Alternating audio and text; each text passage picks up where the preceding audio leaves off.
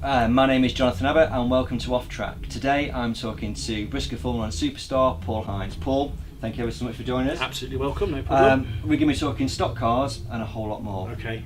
So, I know about stock cars, I don't know a whole lot more. Okay. Is that alright? Yeah, I'll help you out with those bits. That's I'll help please. you out with those bits. So, you race stock cars, you race at lots of tracks across the country. Which is your favourite? Good question. I like any track that races stock cars because we need them, but if I had to choose a favourite, I like Sheffield. I think Sheffield's fast and can be action packed when there's plenty of cars there, so probably Sheffield, I think. Bit of a Walmart track? Yeah, I guess so. I don't know why people don't like it. The fence isn't pleasant when you hit it, I get that, but it's fast.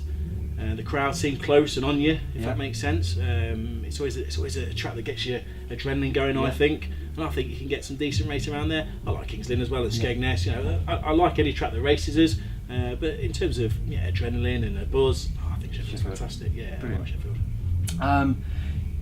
Quite a lot of people race Formula 1s, but is there any driver from another Formula you'd like to see come into Formula 1s for you to race against? Oh yeah, very good question.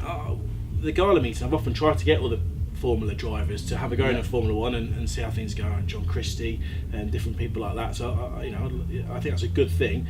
I think the obvious one would probably be Diggy Smith. I think saloon driver. I think he's a fantastic stock car driver.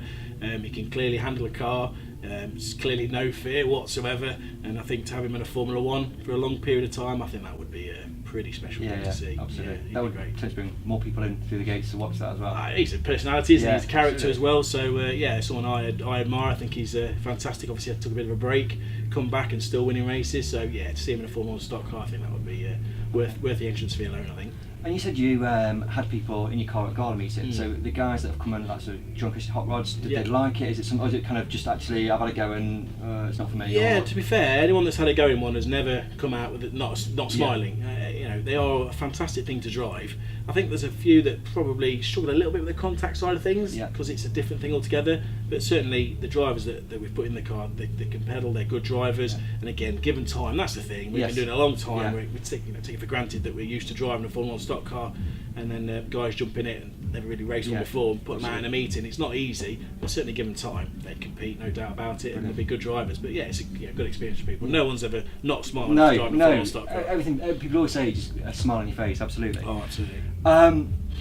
Who's the hardest driver that you've raced against in your career? Oh, there's a few.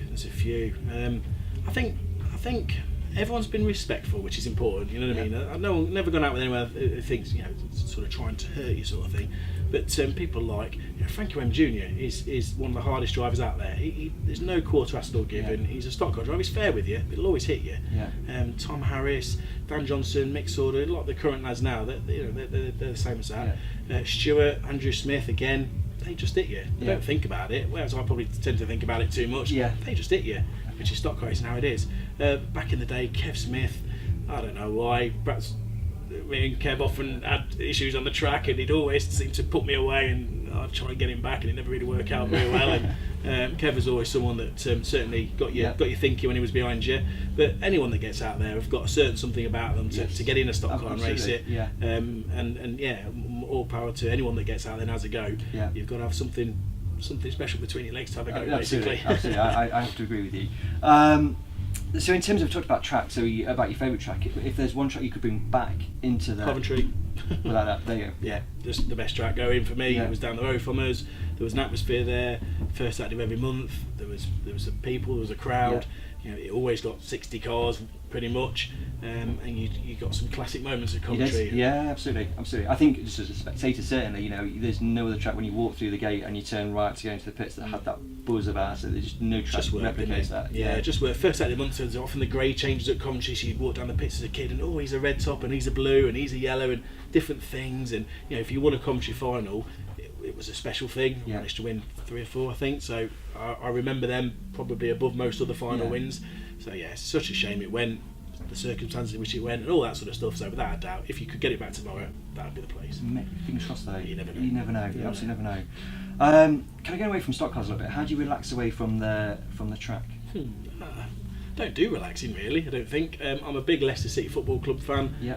So I've got a season ticket at Leicester, so I love to go to watch Leicester play. So how do you do that? How does that fit with stock? It doesn't fit well. Today we played Burnley at home. We're currently losing 1-0, and I'm here watching stock racing. So stock racing always comes first. Yeah. I'll always go racing ahead of football. The only time that didn't happen is when Leicester City won the Premier League. And I could talk to you all day about that. And it was a commentary meeting. And it was Everton. We were playing Everton at home. That's when we were presented with the trophy. Yeah. Well, in that point, there's no stock car meeting going to get in the way of me watching Leicester lift the Premiership trophy, because that should never happen. So I enjoy doing that, and I work hard. I've got my own business, so I'm working all the time. Yeah, absolutely. It's not relaxed, but that's what I do when I'm not stock car racing. Yeah. So yeah, that's my life really. Yeah, that's good. So football, stock cars, and work. Yeah. That's a good. I think so. That's a good mix. I like that. Serves me well, I think. You're stranded on a desert island. You've got to choose 3 current Formula 1 drivers to live with you on the island. Who are you going to have? I'm just going to say somebody chose you as well. Really? Yeah, I'm not going to tell you who chose you. That's nice. Well, the choose problem them with back- that is personal hygiene amongst stock car drivers isn't fantastic. Really? So I'm struggling to think of 3. Based on that, Phoebe Wayman would be one, because she always smells like a summer meadow, so that's quite good. Lee Ferris is a sound chap. I'd get on well with Lee Ferris, I think, for a bit of time. Who would be the 3rd person? Danny Wayman possibly, but I can't understand his northern accent sometimes, so that might make things a bit more difficult. But no, I think Phoebe, Lee, and Danny Wayman. Yeah. That'd be entertaining. It's a good mix as well. It'd be alright, wouldn't it? We'd have a laugh, and that'll be Good. okay. None of us could cook, I'm sure, or get by, but it'd be alright. Going back a little while, favourite subject at school? I quite enjoyed school, to be fair. I went to university and I did business studies at university, so I'd have to say business and commerce. I quite enjoyed that, and served me pretty well now in business myself, so quite enjoyed that. That was alright. Do you think you are one of the better educated stock car drivers? I don't know many with university Without education. doubt. Yeah, Without doubt. Easy. No, that's university. I don't think I've been to no university, let alone go. So yeah, no, IGS of course. No, to be a stock car driver, to be a top stock car driver, you have to have an intelligence about it. And this is no disrespect whatsoever. I'm sure Tom Harris probably wouldn't enjoy university if he was to go. However, setting up a stock car and knowing anything to do with that, as clever as anyone I've ever met. So it's a different sort of intelligence. Absolutely. But I quite enjoy academics, and I quite enjoyed university. So yeah, in terms of qualifications, there's probably not many out there got a degree, but then there's plenty out there that were a lot faster than a stock car. So it's not all about that, is it? Keeping the intelligence levels high for the next question. Do you think aliens exist? Hey, no, not that they've ever been to Earth. Unsure. No, no. I'm sure somewhere there's life forms. Okay. But I'm sure none of them have been to Earth and abducted Malk from Newbridge and probed him and all that sort of stuff. I'm almost sure that's never happened. Okay. So that's a strong answer, and you're very sure when we got to the end of that. I think that's probably about right. You're going to hold a dinner party at your house. Yeah. You can choose 3 people, dead or alive, famous, not famous. Who are you going to have at your dinner party? That is a tough one. I'm not much of a dinner person, if I'm honest. I eat to survive rather than eat to enjoy it. So who would I have? It would probably be from a sporting background. It would probably be something like Claudio Ranieri, Jamie Vardy, and Holly Willoughby, because she's pretty. So, Okay, so we've got football, female, it. Football, boobies. Yeah. It's probably how that's gone. No, I get that, Jess. But I enjoy my own company, to be fair. So as long as I was there and cracking a few jokes, I'd be happy with that. But yeah, I think I'd like to understand a bit more about Leicester City's title-winning season. I think that was fantastic. It was a miracle. So yeah, I'm sure there'll be something along those lines. I think. Sounds like a good dinner party. I think so. Yeah. We spoke earlier, and you said about potentially not the most aggressive stock car driver. But if you had to fight a lion or a shark, and you had to fight one of them, which one would you fight and why? Well, interesting. I've already fought a bit of a lion in Mark Sargent with his big moppy curly hair and his big growly face. So I'd probably go with lion again, I think, because if I can take Mark Sargent, to be fair, that was quite easy. I'd probably take a lion. You could go lion. Yeah, I'd go lion. Mark Sargent, lion. Yeah, okay. I understand the kind of where we've got to with that. Brilliant. Yeah. So we did Desert Island, but if you were in the wilderness on your own for a month, do you think you could survive on your own? Not a chance. How long would you give yourself? Half an hour. Yeah. Really? No, I can't cook particularly well. I can't do a lot of things particularly well. So I don't know. Maybe I'd turn all Bear Grylls and I'd be all right and drink my own urine. But the thought of it doesn't. I'm a celebrity. Couldn't do it. I can't eat a prawn cocktail, let alone a pig's testicle. So I don't think that I'd get along very well at all, to be honest. So favourite TV show? That's not I'm a Celebrity. Then have you got another favourite? No. TV shows. It's hard to get a chance to sit down and watch TV, but I like Game of Thrones until the end. I thought I really liked Game of Thrones to the end. Match of the day, I'll always watch football highlights on the television because I can't get to the game sometimes, so I'll watch the highlights. And that sort of thing, really. Okay. And you may have already mentioned this because we've done this, but celebrity crush, you got one? Is it a safe question to answer? Yeah. I think Holly Willoughby's brilliant. Yeah. She's quite funny and she's okay to look at, I suppose. So yeah, I think Holly Willoughby's all right. Okay. Do you have an annoying habit? Talk a lot, I think. That's probably coming over. I'll bite my nails a bit as well. But other than that, no, I'm not annoying at all, really. and do you have a biggest fear or weirdest fear that you'd, or is it just kind of actually maybe it is being left on my own in the wilderness forever? Yeah, I don't fancy that much, but not necessarily scared of anything. I enjoy a roller coaster, don't mind animals, heights and stuff like that. I've never had a problem with. So I haven't really got any phobias, to be fair. No. Okay. Going out on the racetrack, do you have any pre-race superstitions or rituals that you kind of go through, or is it just strap yourself in and go? No, not really. I think it's not good to have that sort of thing, because if for whatever reason you couldn't do your ritual, then how does that affect you? Does that send your mind all doolally? I can't put my left boot on first or something like that. I don't know. I think most drivers don't really got time for that, really. No. Just get ready and get in and off you go. So yeah, no, nothing really. So you're not one of these people that like check the door 3 times when you leave the house? It's just go anything like that? No, not really. No, just I try to be organised. I like to get in the car plenty of time. I don't like to get in last minute if I can help it. My dad always sort of straps me in. That's because he knows how to do it rather than I want him to. Just how it's always been. So, but no, not really. Okay. The best prank you've played on somebody? Oh. Have to think about that one. Do you want to come back to it? Yeah, possibly. Okay, we'll come back to that one. Come back to the best prank. So, greatest achievement in life? Oh, my little boy, Carson. Brilliant. Yeah. That changes things when you have a little boy like that. He's brilliant. He's a good little boy, I think. Seems to behave himself. He loves his stock cars, loves his football. So yeah, he's fantastic. So he would without doubt be. Yeah.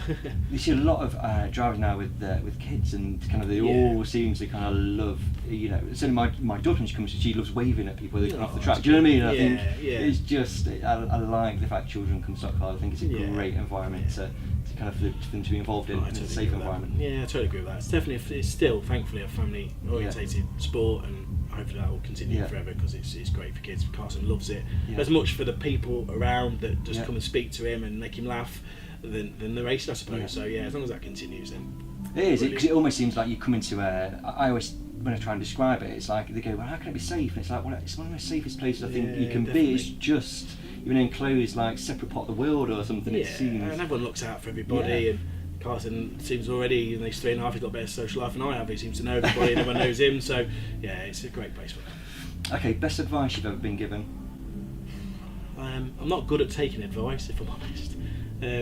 I tend to be quite forthright in my own mind, and I'm quite self-opinionated and all that sort of stuff. So I tend to believe in myself and all that. So, but lots of little things really. I remember when I first started. I can't think of anything specifically now, but when I first started, people like Rob Pearce, Gary Castell, really gave me some really good advice when I was just learning in V8s. They sort of took me under their wing a little bit, and even just the little things that you can't remember now, but at the time, you know, I remember Mark Woodall telling me, whatever you do, keep it on the Sheffield fence when you come out of the last bend, because it's true, it does catch you if you go out too far. Yeah, absolutely. So just little things like that, you know, added all together can help you every single day. So yeah, probably not one specific thing, but certainly lots of little things kind of add up and they kind of stick. They stick with you, that's right.